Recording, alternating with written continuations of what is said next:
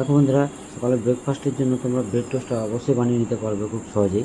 দেখো, প্রথমে আমি ব্রেডগুলো সেঁকে নিচ্ছি।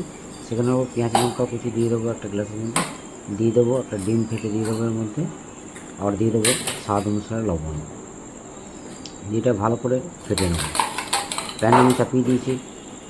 এবার অল্প একটু সরষের তেল দিয়ে ভালো করে তেলটাকে হতে দেবো। তেলটা হয়ে গেলেই ডিমটাকে এর মধ্যে অ্যাড করে দেবো।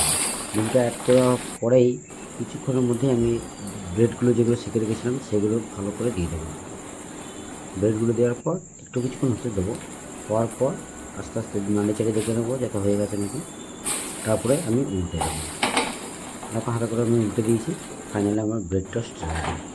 এটা খুব সহজেই বানিয়ে নিলাম। পারলে তোমরাও পারবে যদি আমার এই রেসিপি তোমরা ট্রাই করো। থ্যাংক ইউ বন্ধু।